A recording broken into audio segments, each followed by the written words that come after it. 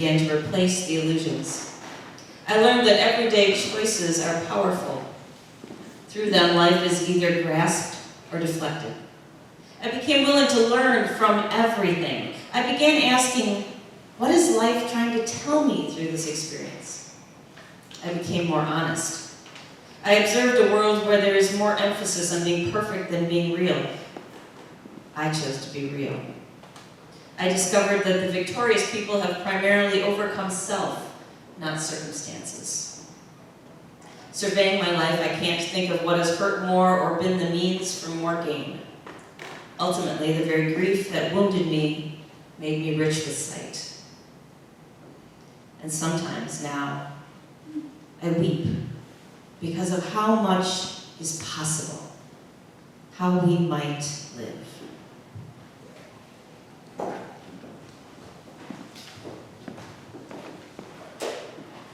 Today's scripture in Psalms is a translation taken from Nan Merrill's book, Praying the Psalms. Be gracious to me, beloved, for I am in distress. My eyes are dim from weeping. My soul is deep with grief. For my life is worn away with sorrow and my years with sighing. My body has weakened and my bones waste away with misery. Isolation, rejection, fear surround me and conspire to overwhelm me. Still, I trust you, O love. I repeat, you are my life. Would you pray with me? God of possibilities, be with us this morning. Be our possibility. Lift us out of the ordinariness of life into recognizing that there are adventures in every moment, at every time. Help us not to be afraid, but to trust your divine unfolding in our life. And may the words of my mouth and the meditations of each of our hearts be filled with your insight and your wisdom. Amen.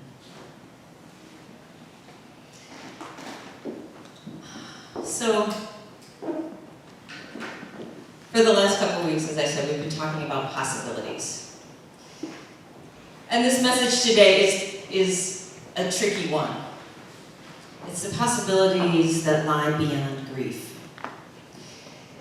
And it's a tricky subject because I want to be very clear that I am not asking anybody to ignore their grief, to bottle up their grief and hide it. I am not suggesting that poof, everything needs to be okay. I understand that grief is different for everyone, that there is no prescribed time limit for grief and no prescribed way that you have to go through grief. So I lay all of this out as my disclaimer, okay? That it's important to honor grief in our lives and understand that whatever it is, sometimes even the smallest grief, can change our life forever, whether we want it to or not. The psalm today speaks to the depth of pain in grief, the heartbreak, and the despair and the tears. It talks about our loneliness and our fear and just the emptiness and the isolation that grief can bring when it comes. But at the end of that psalm, as at the end of many psalms, the psalmist says, but okay, all this, I'm going through all this and it's a really rotten time, but no matter what, I am still trusting in you, God. I still trust in your presence. I trust in the divine unfoldment in our lives as we've talked about over the last couple of weeks. I trust in love and in life, even if it's hard right now. And I have a friend of mine who says that he doesn't pray for his grief to be over because he's not sure that it will ever really be over. But he prays to be okay with it. He prays to be able to live with it. So that, as he says, he doesn't live frozen. but allows himself to melt. Nora McInerney said that we don't move on from grief. We move forward with it. So those are the pieces that I want to lift up today. That's the message for today. That there is that hope. There is that we are not alone when we move through the days of our lives. That there is a universal comfort, that there is a great beloved out there. There's an energy of love. There is God, Goddess, however you want to name it, that upholds us.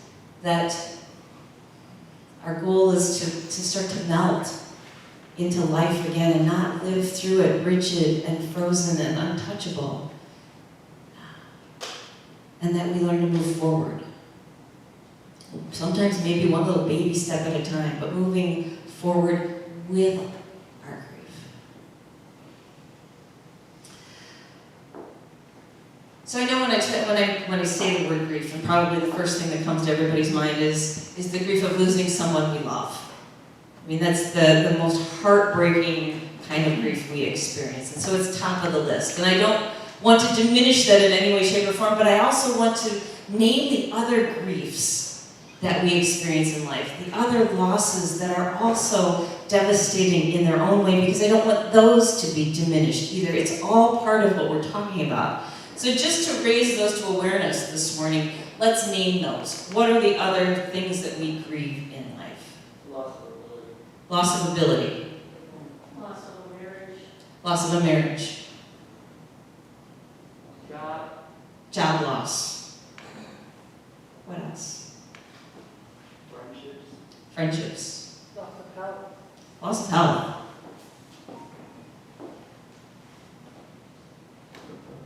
Loss of innocence, sometimes. Loss of family structure. Causing seeing or being going deaf. Sure, so again, sort of loss of ability. She said to be able to see or to lose your hearing. Homes destroyed by fire, flood, whatever. Sure, anytime you lose all of your stuff, whether it's to a fire or to a flood, those sorts of things. Losing your independence can be another one. So there's all kinds of pieces, and it's not limited to this list either. I heard recently of a woman who 10 years ago lost her dream job. You know, it was the job she felt that it was her life's calling. And she was so devastated by that loss that she basically remained frozen in place. She refused to try and seek another similar job, even though there were those kinds of jobs out there. She eventually ended up with an eating disorder. She moved out of town to try and start fresh somewhere else, but she still wouldn't risk trying to get another job like the one that was her dream job. She refused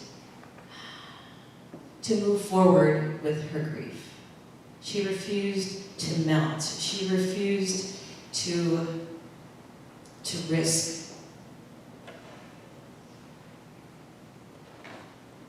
So sometimes even when we've had a lot of time, sometimes even when we feel like we've healed a bit from grief, we still are afraid of taking the possibilities that unfold before us. Why is that? Don't want to be hurt again. You don't want to be hurt again.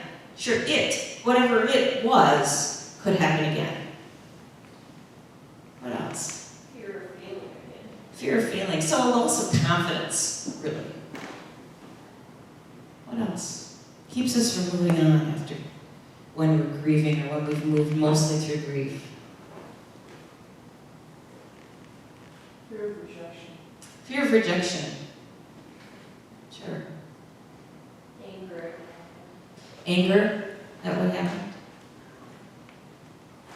Sometimes I think that we're afraid that if we move on too fast, people are going to think we didn't care enough or something. There's a little bit of guilt, I think, that happens. There's a song that says, the more you suffer, the more it shows you really care. So clearly you should suffer for a really long time.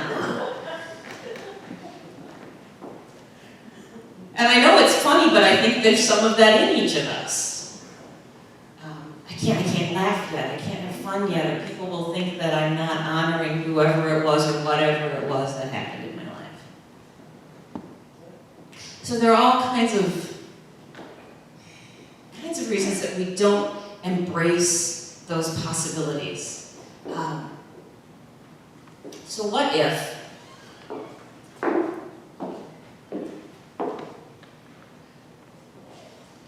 we chose to be like this? Anybody know what this is? Nautilus. Cold start, Brenda. This is a nautilus. It's a chambered nautilus. So I don't know if you can show my friends. I don't know if you can see this. It's got all kinds of little chambers in it. It's a deep sea cephalopod. You can say that 3 times fast. And each time it grows, it forms a new chamber. And then it lives only in the newest chamber. But it uses the old chambers by controlling the volume and the density of the liquid in those chambers to control whether it can ascend or descend at will. So if we use this, and I'll pass this around just for fun, if we use this as a metaphor for our lives and for our grief, if we were to be like the cephalopod, we would move into that new chapter. We've grown and we've changed and we've learned from what's happened in the past, and we've moved into a new chamber, and we live in that new chamber. But we also have all of those old chambers that are helping to keep us afloat, that are keeping us balanced, that are giving us buoyancy, that are informing our lives, that are with us as we move forward in our grief, but we're not living in it. Is that making sense? And so by living in that newest chamber of life, we recognize the possibilities that come before us in that new chamber. The ways that we can live abundantly. I'm going to help pass that. All right. So let me share with you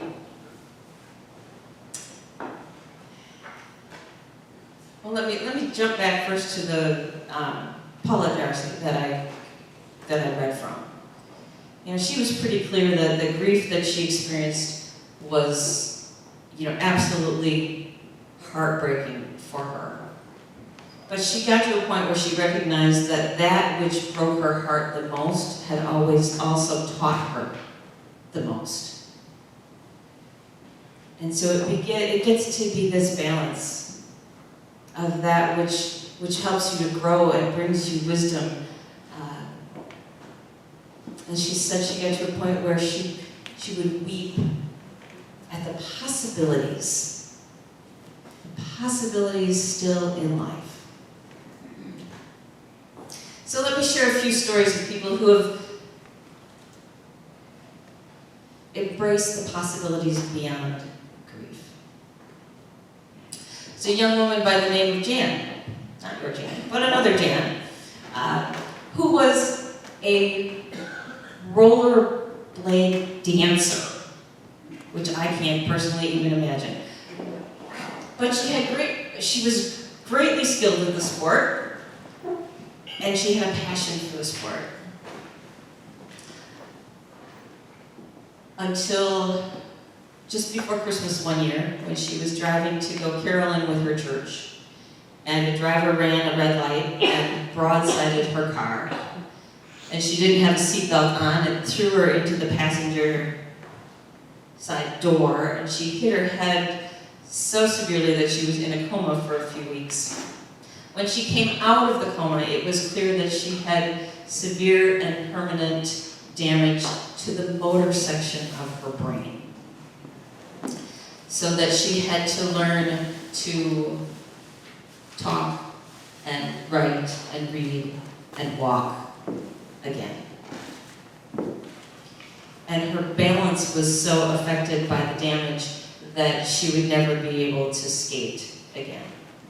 And in fact, she had amnesia from the trauma. That meant that she didn't even remember how to do what she did. Amazingly, after some time, she engaged in life again. She joined a choir again. She went to the skating rink and took pictures of the skaters and then gave them the pictures. She had a large group of friends online that she entertained with her sense of humor and her stories. She didn't have a problem talking about what she could remember of what happened to her. And she wasn't bitter about the challenges that she faced. Just grateful to be alive and to be able to find meaning in life.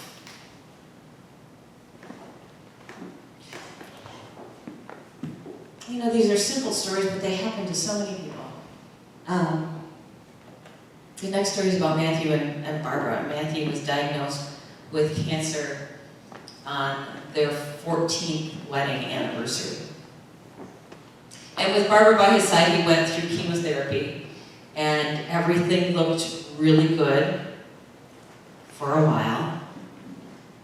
And then tests revealed that the cancer had come back, and he went through chemotherapy again, and again it was effective. But he was still weak, and he was having trouble breathing. And it turned out that he had developed pulmonary fibrosis from the treatment. So 4 years after he was diagnosed with cancer, he died of pulmonary fibrosis. And Barbara was heartbroken and angry. Angry at the doctors that here they could cure his cancer, but they would kill him with the cure.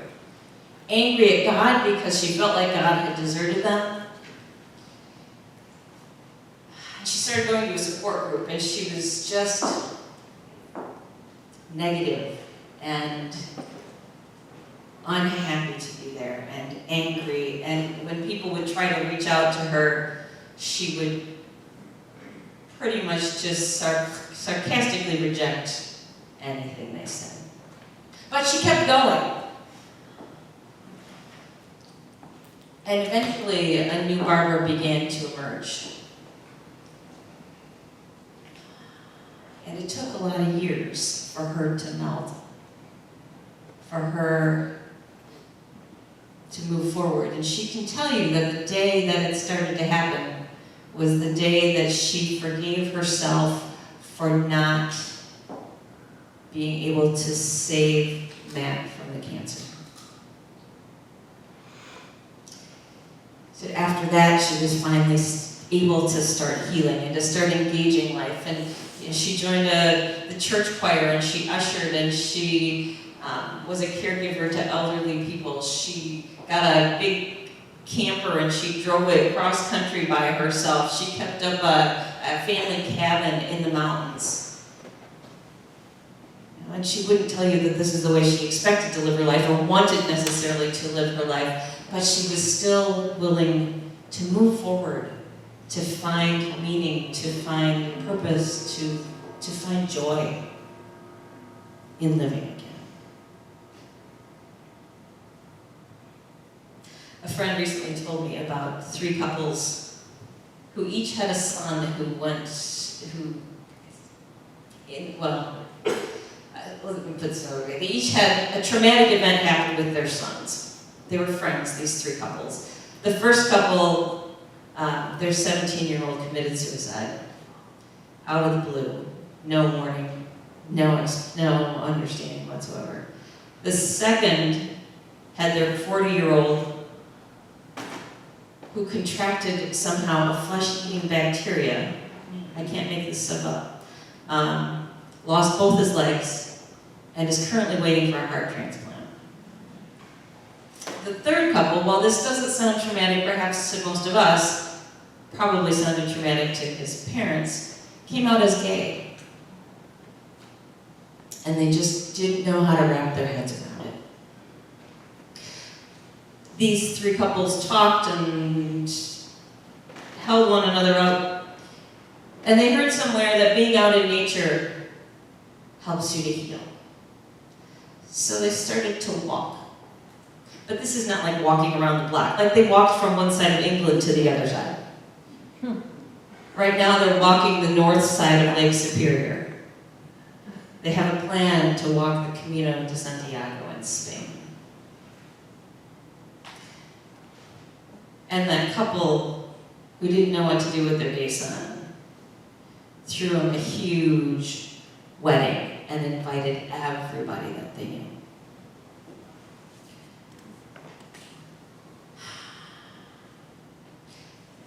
But moving forward in their grief, they opened to the possibility of new life.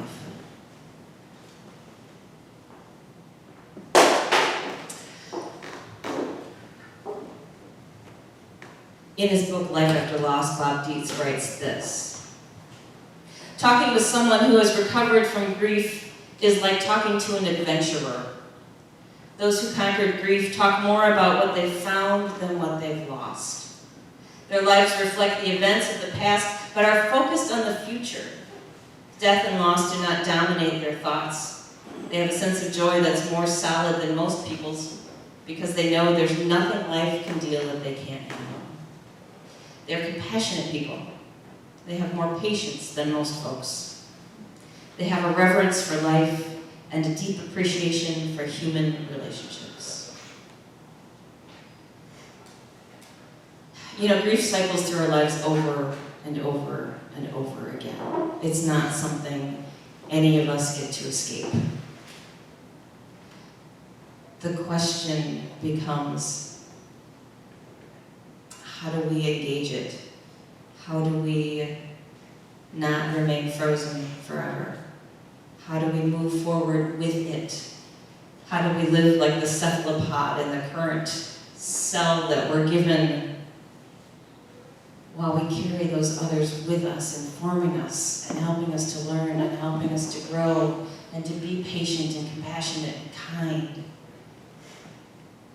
How do we allow it to give us balance and buoyancy and help us stay afloat through the oceans of life? So, the divine is with us in the great unfolding of each moment, opening new possibilities, new beginnings, new chances for joy.